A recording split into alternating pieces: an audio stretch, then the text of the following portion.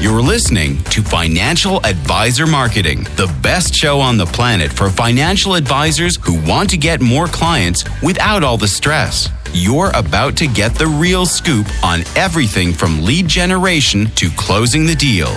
James is the founder of theadvisorcoach.com, where you can find an entire suite of products designed to help financial advisors grow their businesses more rapidly than ever before.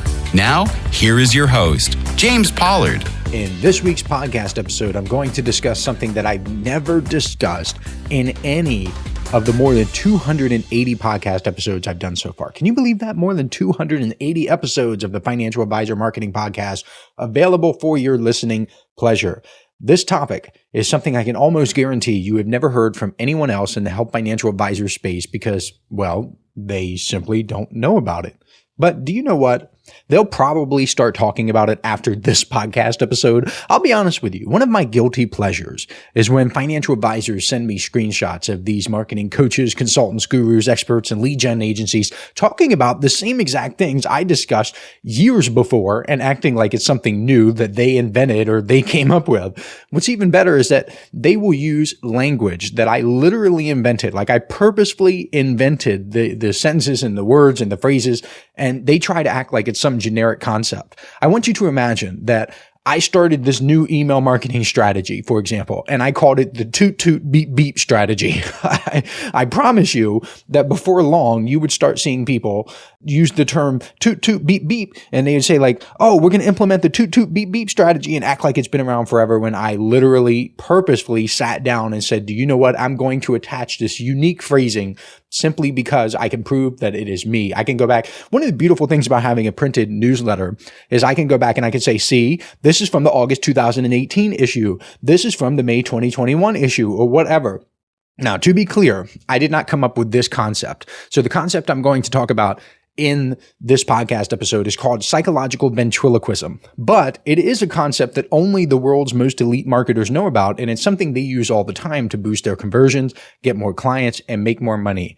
I am actually not so sure that I should reveal something so powerful in a free podcast episode, but I am feeling generous today. Let's start with the basics. What exactly is psychological ventriloquism? Well, it's a technique that allows you to, quote unquote, throw your thoughts into other people's minds, much like a ventriloquist will throw his or her voice. Of course, we know that literally throwing your voice and making it come out of a different location is physically impossible. However, when you're watching a ventriloquist, think like Jeff Dunham. Oh, God, I've seen Jeff Dunham I think 3 or 4 times. I saw him at the Delaware State Fair. I've seen him at the Salisbury, the Wycomico Civic Center in Maryland. He's cool. Like, I like his show. I like Jeff Dunham. I mean, I'll try to catch his specials on if they're on TV or something like that. But when Jeff Dunham is doing his thing, it seems like the dummy is talking. And the same concept is true in marketing. You want to make it seem like the other person came up with the thoughts all on his or her own. This concept has its roots in human psychology and persuasion. The term itself, psychological ventriloquism, was coined to describe the subtle yet powerful way in which thoughts can be influenced without direct communication. It's not like you're specifically saying, hey, you, think this. By guiding people's independent thinking process, you can lead them to conclusions that they believe they arrived at independently. This is really powerful stuff, and I want you to promise me that you'll use it for good and never for evil. If you use it for evil, it will come back to haunt you. Karma is a real thing, and not karma in the way that certain religions describe it, but the idea that what goes around comes around. Yes, that is absolutely true. So, how does this work in practice? Well, our minds are wired to fill in gaps. We are wired to make sense of incomplete information. So when someone plants the seeds of a thought, what we will do is we'll naturally build on those seeds and we will form conclusions. If people give us a couple puzzle pieces, we'll fill in the blanks, okay? This process occurs below the level of conscious awareness, which makes the induced thoughts feel genuine. It makes it feel like we came up with it ourselves. The reason this is so powerful is because when people believe they've arrived at an idea or a decision or whatever on their own, they are far more likely to commit to it. This sense of ownership makes the decision feel more authentic because they feel like it is theirs. They feel like they are taking ownership of it and therefore more compelling. That's why it can boost your conversion so much, because people are more likely to move forward with things when they feel like it's the right thing to do. Let's take a look at how psychological ventriloquism shows up in everyday life. This will help you recognize the technique, and it will help you understand how deep it goes. One of the most common places you'll encounter it is in advertising. Of course, this is a financial advisor marketing podcast. I talk about online ads and physical ads and letters and direct mail and seminars and webinars all the time. Psychological ventriloquism is used in advertising. Marketers often use imagery, and they use different messages that get you to draw your own conclusions about a product or service without explicitly stating them. For example, a car commercial might show a family happily driving through the countryside, and what that does is it subtly suggests that buying the car will bring joy and adventure to your life. And as much as I despise these sorts of commercials, Big Pharma does it too, and Big Pharma does it really well. Have you ever wondered why commercials for prescription drugs have all of these people laughing and smiling and doing all sorts of activities and just having a grand old time? I mean, I've seen cookouts and walking on the beach and skiing and biking and everything in between, and just old people sitting on the grass having picnics and just enjoying life and doing cartwheels or whatever. It's because they want people to think, wow, if I take this prescription drug, then my life can be like that too. And as goofy as that sounds, it works. Psychological ventriloquism has to be used here, because if the Big Pharma came out and said, if you take this, your life will improve. Well, I mean, first of all, that would be against the law. I mean, the FTC has laws against that. But if that were legal, let's just imagine it were legal, then people would resist. The marketing wouldn't be as effective. They would resist because they wouldn't like the feeling of Big Pharma trying to assert their beliefs onto them. So they have to do it subtly. Another example is when a magician performs magic tricks. I've also seen many magicians live. I saw Chris Angel in Las Vegas. He was having a bad night that night because I guess he felt sick or something. He talked about how he just was having an off day, but he still put on a phenomenal show. Love Chris Angel. Love David Copperfield when he was doing his thing. Love David Blaine doing his street magic. But no, Chris Angel was awesome in person. Totally awesome. Magicians are masters at leading their audiences to make certain assumptions. Picture a magician suspending his beautiful assistant midair and running a hoop around her. He's going back and forth, just dragging the hoop over her body. What he's really doing is getting the audience to assume that there are no wires or supports, even though this is never explicitly proven. The magician never comes out and says, look, there are no wires, there are no supports. In like the Chris Angel show, Chris Angel would do this with music. There'd be like a beat playing and Chris would just take the hoop and he would go over his assistant and it would just be subtle. He wouldn't have to say it, he would show it. So the magician's performance induces that assumption, which makes the illusion even more powerful because you are coming to your own conclusion. Hey, there are no wires. Hey, there are no supports. We also see psychological ventriloquism in humor. So comedians often set up their punchlines by leading audiences to make what? Certain assumptions. And then the whole point of a successful joke or a punchline is to subvert those assumptions. That's what creates the humor. So you might say, my grandmother has been walking a mile every day for the past week. Then pause a little bit and say, but now we don't know where she is. The reason that's funny is because people tend to fill in the gap that walking a mile every day means deliberate exercise. It leads people to draw their own conclusions. They are assuming that grandma is walking every day and she's doing it to get healthy or fit or just to get her steps in, but that's never explicitly stated. One of my favorite ways for financial advisors to use psychological ventriloquism is to change the way they ask questions. Lots of people might tell you to ask open-ended questions instead of closed-ended questions, but how many have explained to you why it's important to ask open-ended questions from a marketing perspective? For example, instead of asking, do you have any financial concerns? You could ask, what are your top financial concerns? Or instead of asking, have you considered what type of lifestyle you want in retirement? You could ask, what kind of lifestyle do you want in retirement? By asking questions like these, their minds will immediately go where you want them to go. If you ask, what are your top financial concerns? Then you are getting them to think about their financial concerns, that you are steering their mind in that direction. Psychological ventriloquism is also one of the reasons why case studies and stories work so well. In my case, instead of saying something like, I can help you get more clients, I could tell a story about an advisor just like you who worked with me and got amazing results. You would be more likely to fill in the blanks and think to yourself, well, if he could help that person, then he could probably help me as well. And that is psychological ventriloquism in action.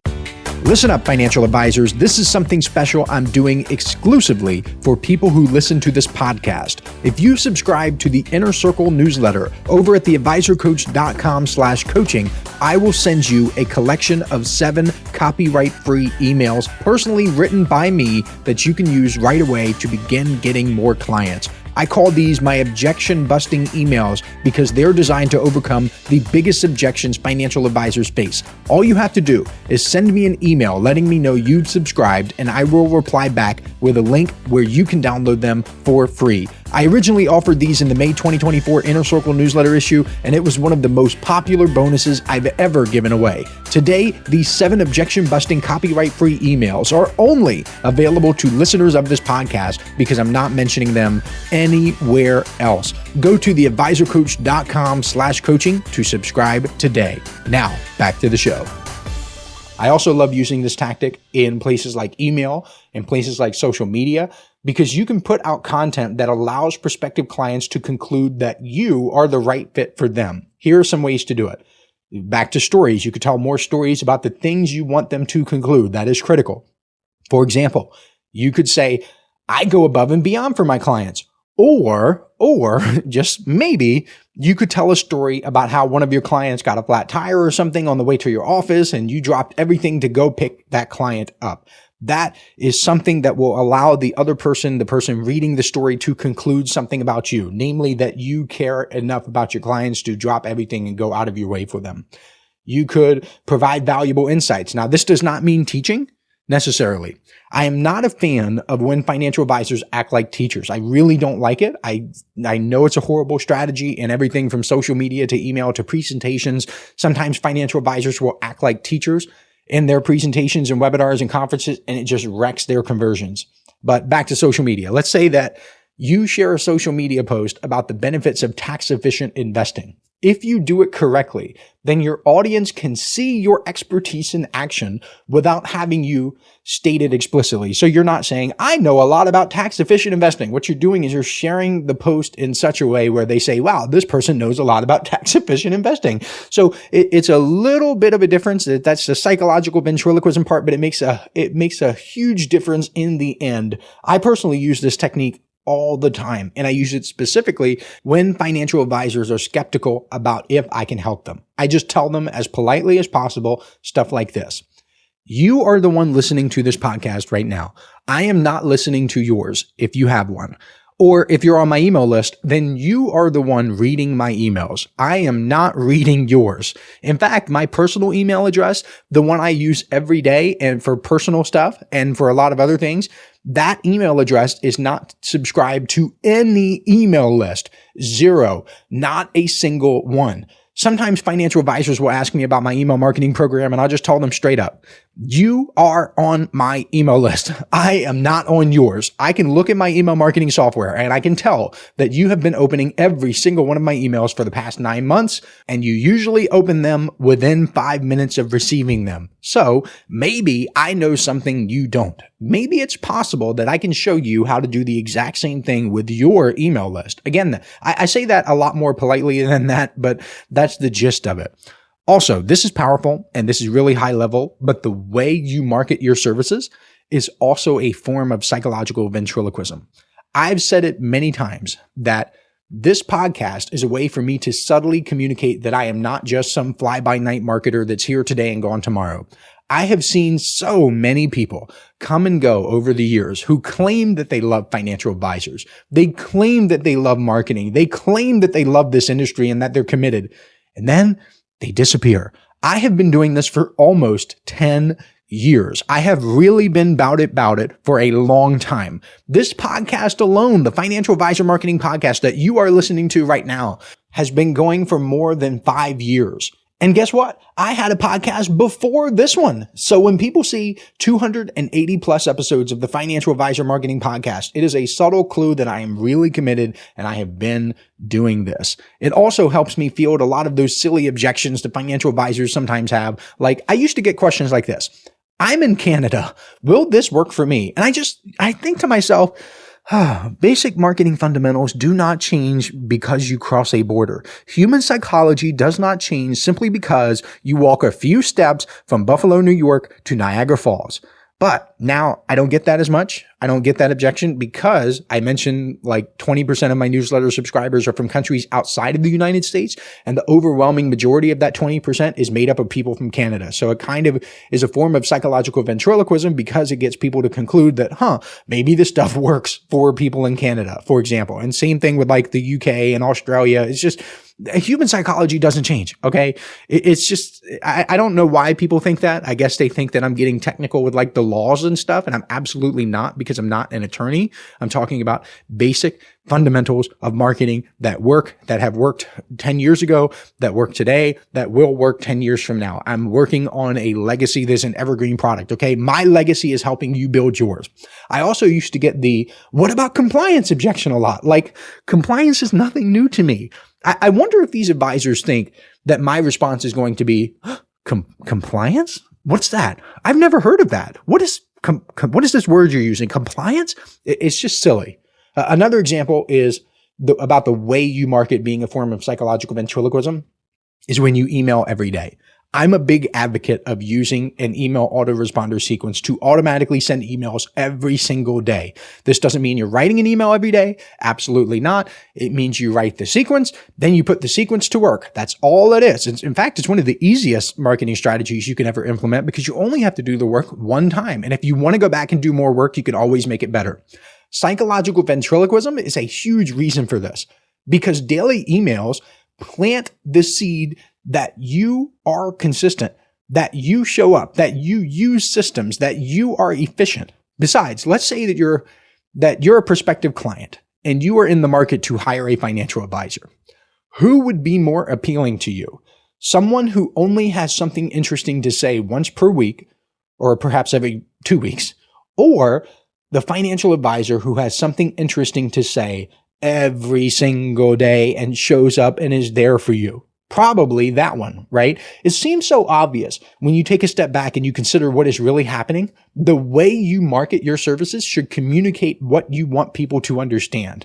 As we wrap up this little episode about psychological ventriloquism, it is critical to understand the do's and don'ts of using this powerful technique. So I want to give you some best practices. I want to give you some common pitfalls to avoid. So let's recap the key principles and techniques that I've shared with you thus far.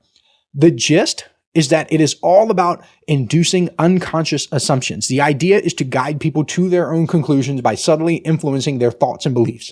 A great way to do this is to share stories to demonstrate what you want to say without explicitly saying it. Think magician, think ventriloquist, literally, think comedian. The way you market also matters a lot, and it can do a lot of good for getting people off the fence when it comes to working with you. I also want to emphasize the importance of ethical use and maintaining trust. Psychological ventriloquism should never be used to deceive or manipulate people in a negative way. Instead, it should be a tool to help people see the value you offer and to make informed decisions. Always prioritize your client's best interest and maintain transparency in your marketing and in your communications. Now, let's discuss some common pitfalls to avoid. There are two big ones. One of the biggest mistakes is being too overt in your attempts to influence, to get people to do things. That kind of defeats the purpose of psychological ventriloquism because you're not throwing the thoughts like a ventriloquist throws his or her voice. And so if people feel manipulated, even if you're not trying to manipulate them, if they just feel manipulated, it can erode trust and damage your reputation. You want to make sure that your influence appears like a natural part of the conversation or marketing or whatever you're trying to do. Another mistake, the second big one, is trying to do it when there's no genuine engagement. If your interactions feel forced or insincere, people will pick up on it. It has to be a natural extension of what you're doing because even though it's a tactic, it must be intertwined into your business strategy to make it work. That's actually how all successful tactics work, by the way, because strategies inform tactics. All right. That's all I have for this week.